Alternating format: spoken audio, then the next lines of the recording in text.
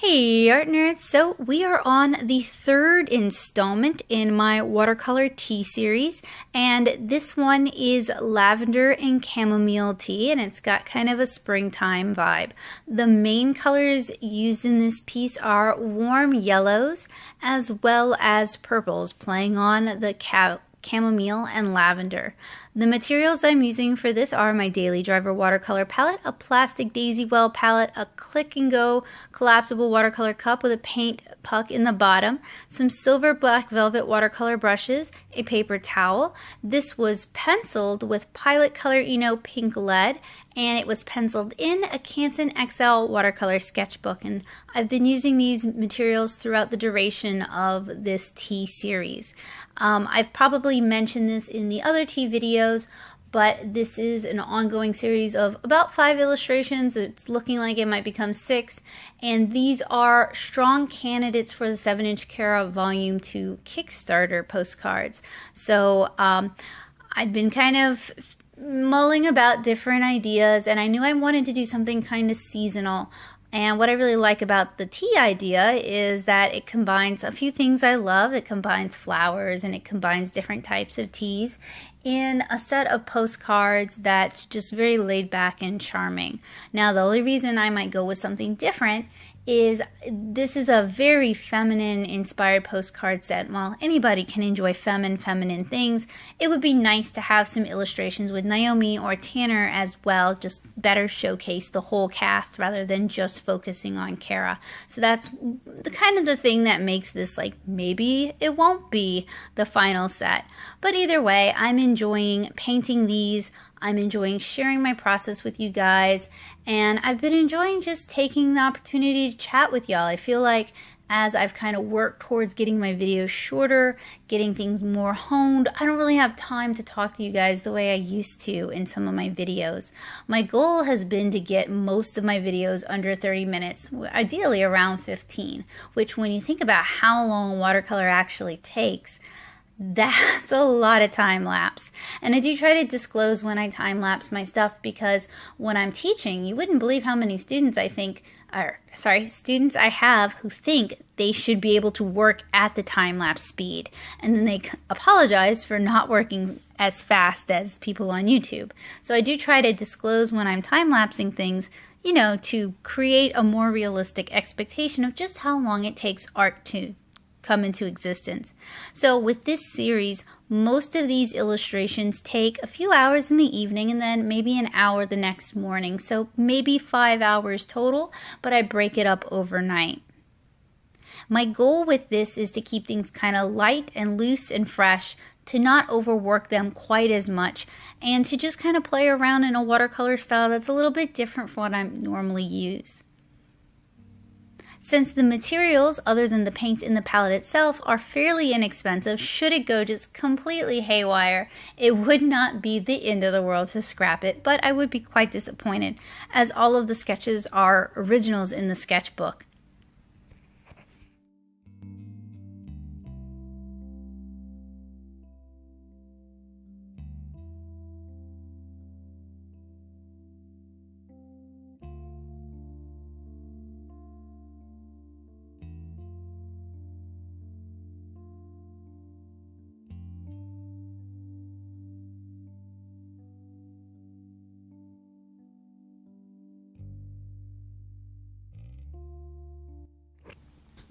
So in my other 2 tea-inspired watercolor chats, I kind of talk about hero colors, or colors that I really like that were used a lot in this piece. And in this illustration, green gold is one of them. That is the initial bright green that I put down, and then I dabbed in undersea green, and I talked about undersea green in the fall video. But also, SoHo's Urban Blue Violet is another hero color. That's the color you guys see me applying, or I was just applying. It's this really nice, very clean blue violet color, probably dye-based, and it's by SoHo, which was Jerry's Artorama's house brand of watercolor paints. Now, SoHo is very hit or miss. They had some terrible colors and they had some really good colors. And I don't think they sell the tube SoHo watercolors anymore, so I may have to find a good dupe for Urban Blue Violet. If any of you guys watching know of a color that's very similar to that, let me know down in the description. Schmalt Blue or Smalt Blue is kind of similar, but it's heavily granulating. It's made from glass, and not that there's anything wrong with that, but it's just not quite the same as SoHo Urban Blue Violet. But I really like both colors. I used to use them both a lot more. I've since fallen in love with Sennelier's Deep Ultramarine, which is not a replacement for Urban Blue Violet, but it's a really beautiful color, and that's actually the blue that I use in the background to kind of make the illustration feel like it's on the paper, if you know what I mean, to kind of ground the illustration. So I've moved away from using Urban Blue Violet as much as I used to, but I do still like it, and if you can find it, it's a color I would recommend you check out. Maybe it's not for everybody, but I definitely enjoyed using it. So a moment ago, I gave you a close-up look at how I handled the pansies in this illustration. The pansies that I was referencing had this really beautiful sort of gradation between the yellow and then that very light purplish blue. And I decided to do wet into wet for this, kind of similar to the leaf techniques we used in the chai video. And rather than adding a lot of shadow or working it too much, I added a few details and mostly tried to keep it light and airy. So on top of the Urban Blue Violet, I did a layer of SoHo's Permanent Mauve. That's another one of their colors that are really pretty good, but you can find lots of good mauves, so I'm not necessarily looking for a dupe for that. And then to tone down just how red-violet that color is, I put a little bit of Dioxine Violet on top of it. For the lavender, I wanted to do something really loose. When it comes to composite flowers, if I'm painting them, sometimes I can get too tight or they can get muddy. So it's really about finding a balance between loose and light and lively, like the wind is catching it, and way too tight and way too rendered. So hopefully I struck a good balance here.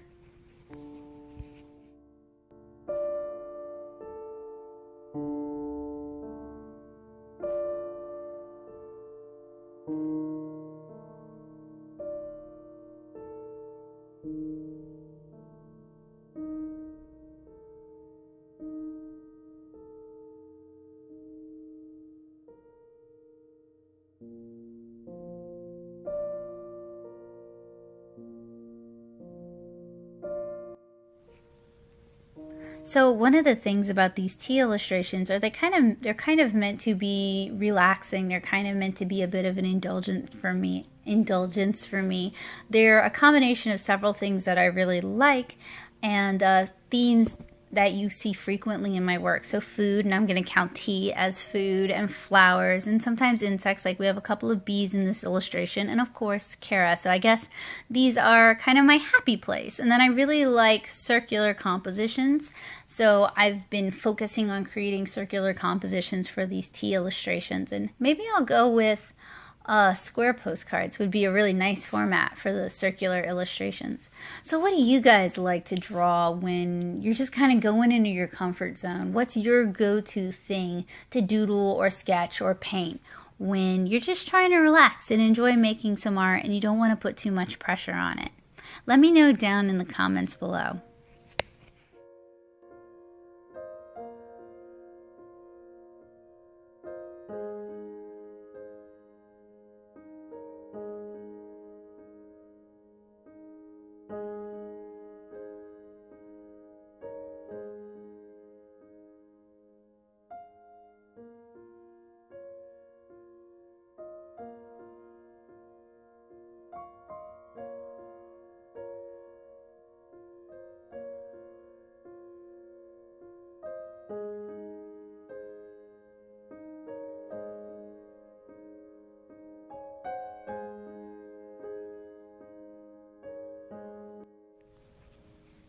I really love working with watercolor, and these looser, sketchier watercolor illustrations have been a way for me to consistently produce art while I'm working on the 4-coma comics for the back, or I guess it's really the front, of 7-inch Cara Volume 2.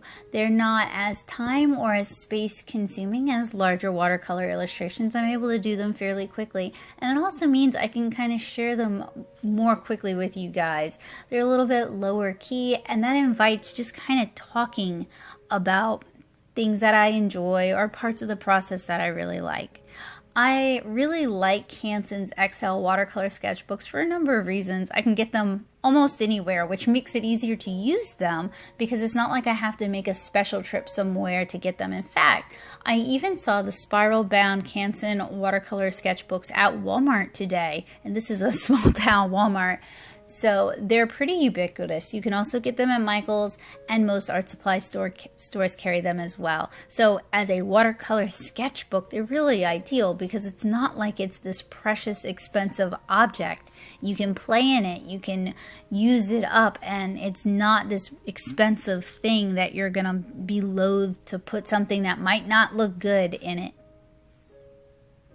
Now, it is more expensive than, your standard run-of-the-mill sketchbook with sketchbook paper, and there are better and other watercolor sketchbooks out there. I'm not claiming this is the best watercolor sketchbook ever, although to me, accessibility definitely counts for something. So it's pretty high ranking up there for me with cellulose-based watercolor sketchbooks.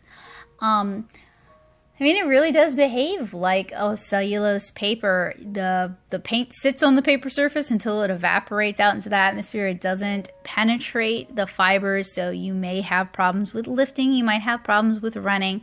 But if you know that and you kind of work around those issues, if you know how to handle the paper, it's a really decent performing cheap paper. And I feel like I don't get to say that often enough. So often the really cheap stuff just is terrible, and I usually caution people against a deal that's just too good to be true.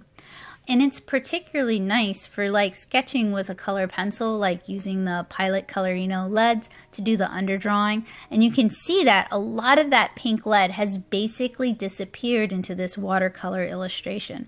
It's one of the major cornerstones of my lineless illustration style because it works with alcohol markers too. I really like the pink leads for that, but I also really like the red leads. They work quite well for the lineless look. Of course, it doesn't have to stay lineless. You can ink it if you want to, and I've been inking these the tea watercolor illustrations, and I've been using the Tombow Fudenosuke brush pens for this because they come in a variety of colors. Now, I say a variety of colors, they're mostly primaries. I would love it if Tombow would make some muted shades, some shadow shades, some pastel shades, add more colors to this range because I really like inking my work with them.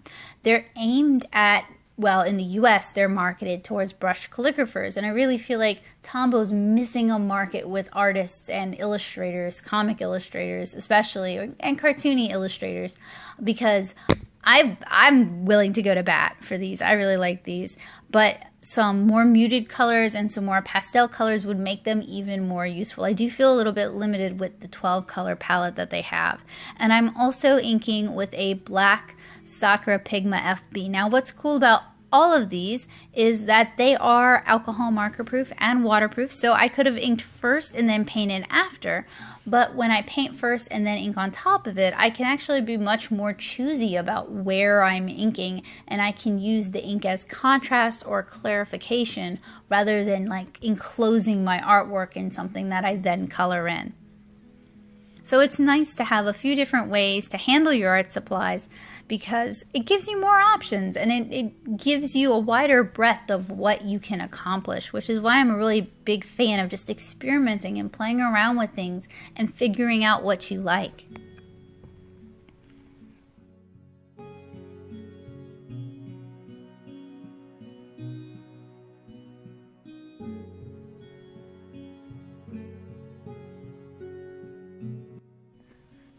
So generally, when it comes to these tea illustrations, the inking is done the next day. So it's done over kind of a 2-day span, but it's, like I said earlier, it's about a 5-hour process. It's because I start later in the day that it ends up going into the next day. And part of the nice thing about inking the next day is that I'm fresh. My hand's fresh, my brain's fresh, and I'm ready to finish this piece up rather than it like dragging on into the evening and it might be like 1 a.m. and it's like, oh, I gotta ink it. Instead, I'm coming to it with a fresh mind and fresh eyes and some clarity.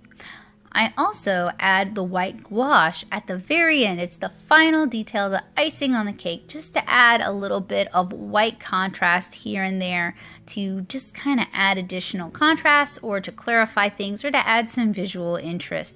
And you don't have to use white gouache. You can use any white correctional material that you prefer using. I just happen to like white gouache because you can find it in a lot of different places. It's pretty inexpensive and it lasts a long time, and I really don't have that many problems with it drying in the tube. That Utrecht tube that you see, I've had that tube for at least 10 years because I bought it when there was a Utrecht in Savannah while I was at SCAD. So that was a while back. That doesn't mean I've been using it for 10 years. It just means it sat in a box for like 6 years and then I pulled it out.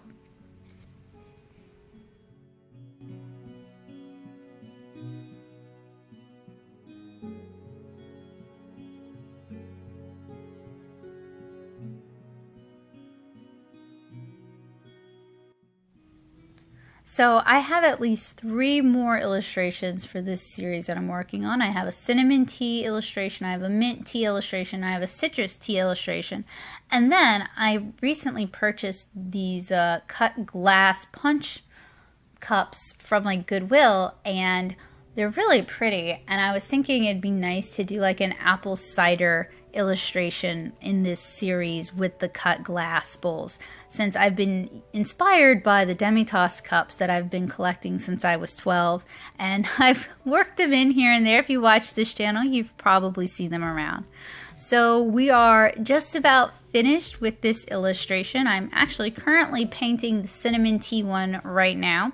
This is a break away from that. So I hope you guys are looking forward to that. If you're looking for watercolor tutorials where I walk you through step by step, I have watercolor comic tutorials and I have watercolor illustration tutorials, and I also have a watercolor basics series, and I'll link a bunch of cool stuff down in the description below in case you're looking for more. If you're new to this channel, if this is your first time watching something that I've created, hi, welcome. I hope you'll consider subscribing and checking out more of my watercolor content in the future. So have a wonderful day, guys. Bye!